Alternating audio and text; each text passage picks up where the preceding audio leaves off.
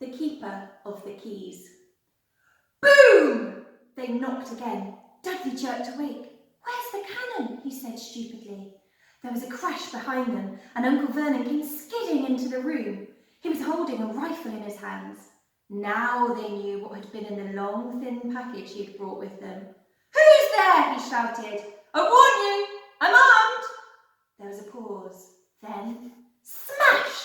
The door was hit with such force that it swung clean off its hinges, and when the deafening crash landed flat on the floor, a giant of a man was standing in the doorway. His face was almost completely hidden by a long, shaggy mane of hair and a wild, tangled beard, but you could make out his eyes, glinting like black beetles under all the hair. The giant squeezed his way into the hut, stooping so that his head just brushed the ceiling. He bent down, picked up the door and fitted it easily back into its frame. The noise outside of the storm dropped a little. He turned to look at them all. Couldn't make us a cup of tea, could ya? It's not been an easy journey. He strode over to the sofa where Dudley sat frozen with fear. Budge up, you great lump, said the stranger. Dudley squeaked and ran to hide behind his mother, who was crouching terrified behind Uncle Vernon. And here's Harry, said the giant. Harry looked up into the fierce, wild, shadowy face and saw that the beetle eyes were crinkled in a smile. Last time I saw you, you was only a baby, said the giant. You look a lot like your dad, but you've got your mum's eyes. Uncle Vernon made a funny rasping noise. I demand that you leave at once, sir, he said. You are breaking and entering. Ah, shut up, Dursley, you great prune, said the giant. He reached over the back of the sofa, jerked the gun out of Uncle Vernon's hand, bent it into a knot as easily as if it had been made of rubber, and threw it into the corner of the room. Uncle Vernon made another funny noise, like a mouse being trodden on. Anyway, Harry, said the giant, turning his back on the Dursleys, a very happy birthday to you. Got something for you here. I might have sat on it at some point, but it will taste all right. From an inside pocket of his black overcoat, he pulled a slightly squashed box. Harry opened it with trembling fingers. Inside was a large, sticky chocolate cake with "Happy Birthday, Harry" written on it in green icing. Harry looked up at the giant. He meant to say thank you, but the words got lost on the way to his mouth, and what he said instead was, "Who are you?" The giant chuckled. "True, I haven't introduced myself. Rubus Hagrid, keeper of keys at the grounds at Hogwarts." He held out an enormous hand and shook Harry's whole arm. "What about that tea then, eh?" he said, rubbing his hands together. "I'd not say no to something stronger if you've got it, mind." His eyes fell on the empty grate with the shrivelled crisp packets in it, and he snorted. He bent down over the fireplace. They couldn't see what he was doing, but when he drew back a second later, there was a roaring fire there. It filled the whole damp hut with flickering light, and Harry felt the warmth wash over him as though he'd sunk into a hot bath. The giant sat back down on the sofa, which sagged under his weight, and began taking all sorts of things out of his pocket of his coat. A copper kettle, a squashy package of sausages, a poker, a teapot, several chipped mugs, and a bottle of some amber liquid which he took a swig from before starting to make tea. Soon the hut was full of the sound and smell of sizzling sausage. Nobody said a thing while the giant was working, but as he slid the first 6 fat, juicy, slightly burned sausages from the poker, Dudley fidgeted a little. Uncle Vernon said sharply, "Don't touch anything he gives you, Dudley." The giant chuckled darkly. "Your great puddin' of a son don't need fattening up any more, Dursley, don't worry." He passed the sausages to Harry, who was so hungry he had never tasted anything so wonderful, but he still couldn't take his eyes off the giant. Finally, as nobody seemed about to explain anything, he said, "I'm sorry, but I still don't really know who you are." The giant took a gulp of tea, wiped his mouth with the back of his hand. "Call me Hagrid," he said. "Everyone does, and like I told you, I'm keeper of keys at Hogwarts. You'll know all about Hogwarts, of course." No, said Harry. Hagrid looked shocked. "Sorry?" Harry said quickly.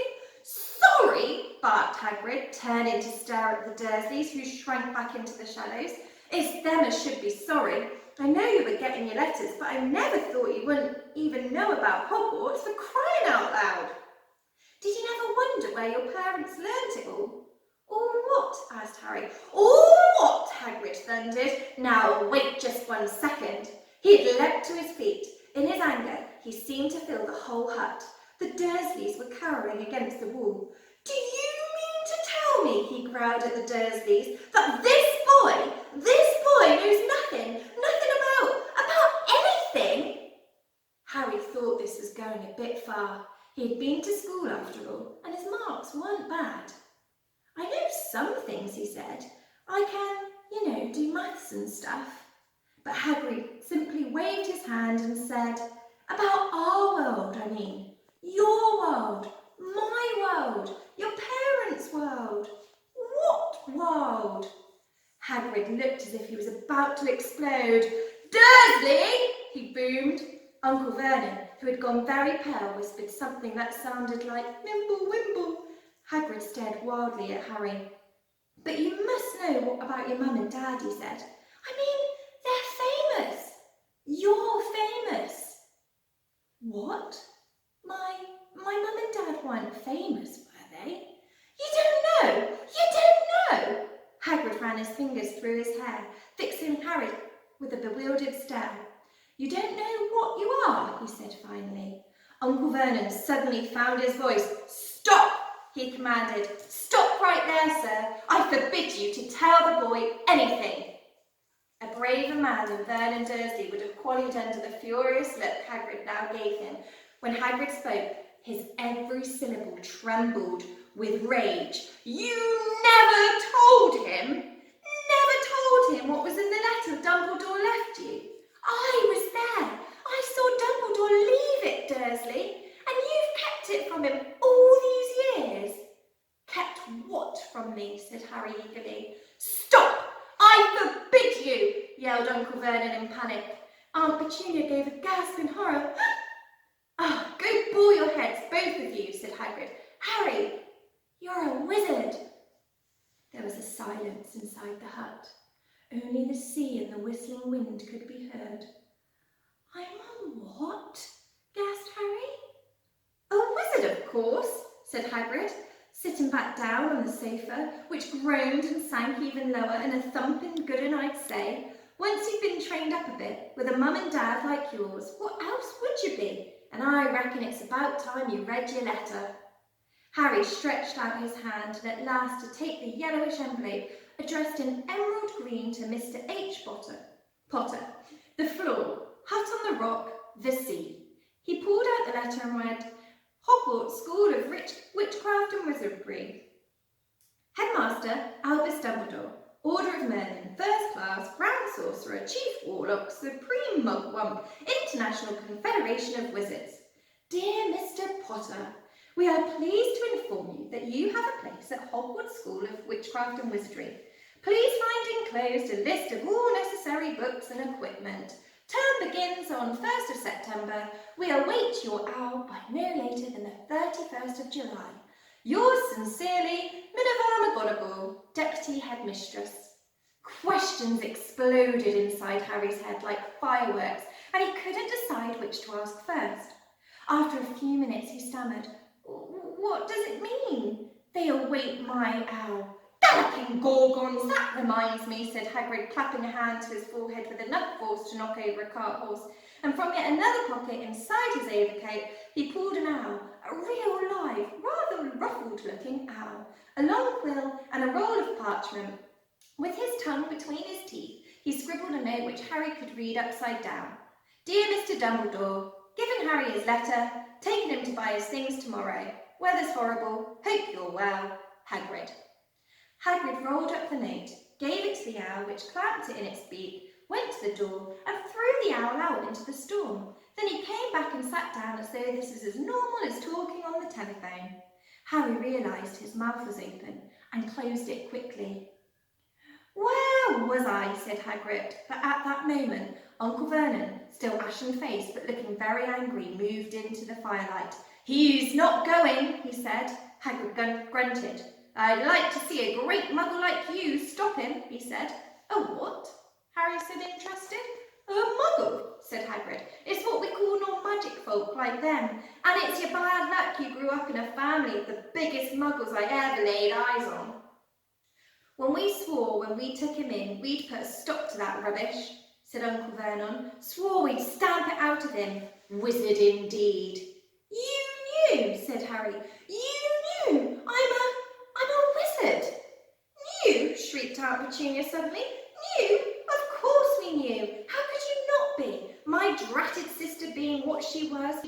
Oh, she got a letter just like that and disappeared off to that school and came home every day with her pockets full of frog spawn, turning teacups into rats. I was the only one who knew her for what she was, a freak. But for my mother and father, oh no, it was Lily this and Lily that. They were proud of having a witch in the family." She stopped to draw a deep breath and then went ranting on. It seemed she had been wanting to say all this for years. Then she met that Potter at school and they left and got married and had you. And of course I knew you'd be just the same, just as strange, just as abnormal. And then if you please, she went and got herself blown up and we got landed with you." Harry had gone very white. As soon as he found his face, he said, "Blown up? You told me they died in a car crash." "Car crash!" roared Hagrid, jumping up so angrily that the Dursleys scuttled back to their corner. "How could a car crash kill Lily and James Potter? It's an outrage, a scandal, Harry Potter not knowing his own story when every kid in our whole world knows his name." But why? What happened?" asked Harry urgently. The anger faded from Hagrid's face. He looked suddenly anxious. I never expected this," he said in a low, worried voice. "I had no idea. When Dumbledore told me there might be trouble getting hold of you, how much you didn't know. Ah, Harry, I don't know if I'm the right person to tell you, but someone's got to. You can't go off to Hogwarts not knowing." He threw a dirty look at the Dursleys.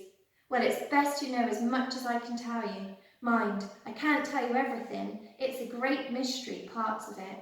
He sat down, stared into the fire for a few seconds and then said, "It begins, I suppose, with a person, but it's incredibly difficult, you know, his name. Everyone in our world knows." "Who?" "Well, I don't like saying the name if I can help it." "No one does." "Why not?" "Gulping gargoyles, Harry. People are still scared. Blimey, this is difficult. See, there was this wizard who went bad. As bad as you could go. Worse than worse. His name was..." Hagrid gulped, but no words came out. "Could you write it down?"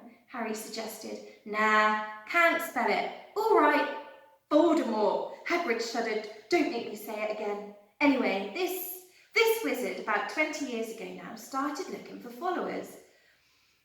Got them too. Some were afraid, some just wanted a bit of his power, because he was getting himself power all right. Dark days, Harry. Didn't know who to trust, didn't dare get friendly with strange wizards or witches. Terrible things happened. He was taken over. Of course, some stood up to him, and he killed them, horribly. One of the only safe places left was Hogwarts. Reckon Dumbledore's the only one who you-know-who was afraid of. Didn't dare try taking the school, not just then anyway. Now your mum and dad were as good a witch and wizard as I ever knew. Head boy and girl at Hogwarts in their day. Suppose the mystery is why you-know-who never tried to get him on his side before. Probably knew they were too close to Dumbledore to want to try anything to do with the dark side. Maybe he thought he could persuade him. Maybe he just wanted him out of the way. All anyone knows is he turned up in the village where you was all living on Halloween 10 years ago. You was just a year old. He came to your house and Hagrid suddenly pulled out a very dirty spotted handkerchief and blew his nose with a sound like a foghorn. "Sorry," he said, "but it's that sad. I knew your mum and dad and nicer people you couldn't find. Anyway, you know who killed him, and this is the real mystery of the thing. He tried to kill you too." Wanted to make a clean job of it, I suppose, or maybe he just liked to kill him by then. But he couldn't do it. Never wondered how you got that mark on your forehead.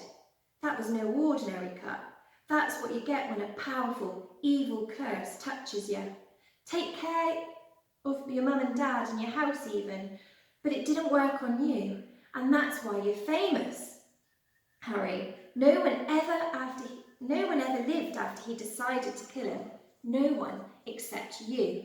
And he killed some of the best witches and wizards of the age, the Mackinnons, the Bones, the Pruitts, and you was only a baby, and you lived. Something very painful was going on in Harry's mind. As Hagrid's story came to a close, he saw again the blinding flash of green light more clearly than he had ever remembered it before. And he remembered something else for the first time in his life, a high, cold, cruel laugh. Hagrid was watching him sadly. Took you from the ruined house myself from Dumbledore's orders. Brought you to this lot. Load of old tosh, said Uncle Vernon. Harry jumped. He had almost forgotten about the Dursleys being there. Uncle Vernon certainly seemed to have got back his courage. He was glaring at Hagrid and his fists were clenched.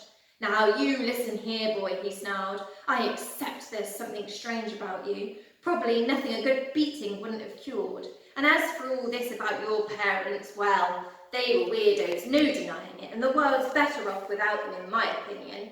As for all they got, getting mixed up with these wizarding types, just what I expected. Always knew they'd come to a sticky end. But at that moment, Hagrid leapt from the sofa and drew a battered pink umbrella from inside his coat. Pointing this at Uncle Vernon like a sword, he said, I'm warning you, Dursley, I'm warning you. One more word.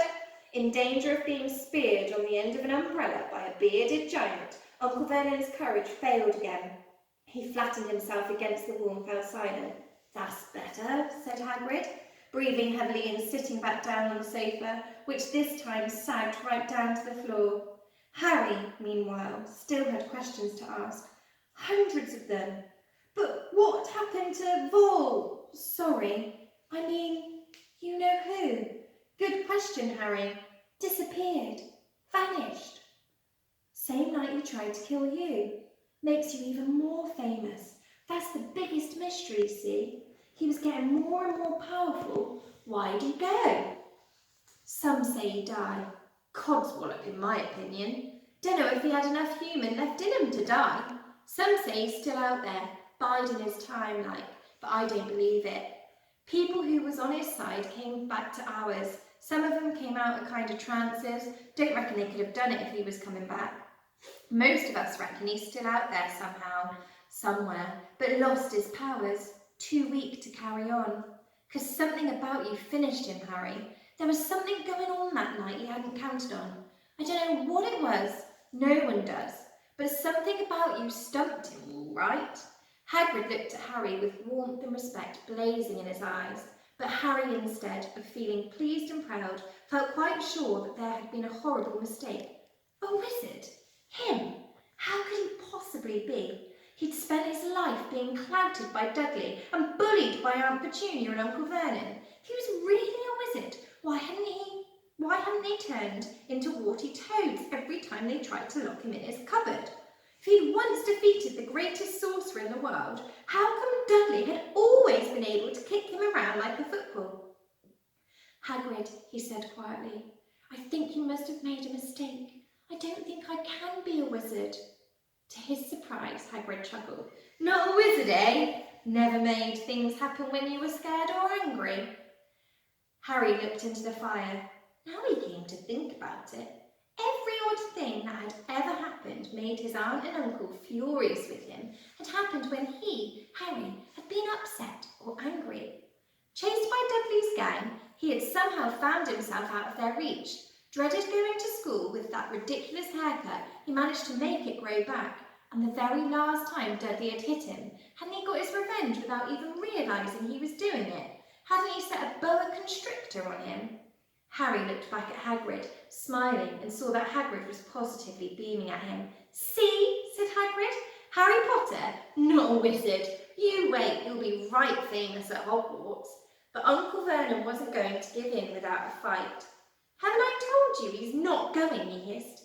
He's going to Stonewall High, and he'll be grateful for it. I've read those letters and he needs all sorts of rubbish, spell books and wands, and if he wants to go to a great muggle like you, won't stop him, growled Hagrid. Stop Lily and James Potter's son going to Hogwarts? You're mad. His name's been down ever since he was born. He's off to the finest school of witchcraft and wizardry in the world. 7 years there and he won't know himself. He'll be with youngsters of his own sort for a change, and he'll be under the greatest headmaster Hogwarts ever had. Albus Dumble, I am not paying for some crackpot old fool to teach him magic tricks, yelled Uncle Vernon. But he had finally gone too far. Hagrid seized his umbrella, whirled it over his head.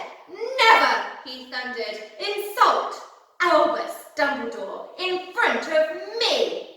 He brought the umbrella swishing down through the air to point at Dudley. There was a flash of violet light, a sound like a firecracker, a sharp squeal, and next second, Dudley was dancing on the spot with his hands clasped over his fat bottom, howling in pain. When he turned his back on them, Harry saw a curly pig's tail poking through the hole in his trousers. Uncle Vernon roared, pulling Aunt Petunia and Dudley into the other room. He cast one last terrified look at Hagrid and slammed the door behind them. Hagrid looked down at his umbrella and stroked his beard. Shouldn't have lost my temper, he said ruefully. But it didn't work anyway. Meant to turn him into a pig, but I suppose he was so much like a pig anyway, there wasn't much left to do. He cast a sideways look at Harry under his bushy eyebrows. Be grateful if you didn't mention that to anyone at Hogwarts, he said. I'm not supposed to do magic, strictly speaking. I was allowed to do a bit to follow you and get your letters to you and stuff. One of the reasons I was so keen to take the job. Why aren't you supposed to do magic? Asked Harry. Oh, well, I was at Hogwarts myself, but I got expelled, to tell you the truth, in my 3rd year. They snapped my wand in half and everything, but Dumbledore let me stay on as a gamekeeper. Great man, Dumbledore. Why were you expelled? It's getting late and we've got lots to do tomorrow, said Hagrid loudly. Got to get up to town, get all your books and that. He took off his thick black coat and threw it to Harry. You can keep under that, he said. Don't mind if it wriggles a bit. I think I've still got a couple of dormice in one of the pockets. And that is chapter 4.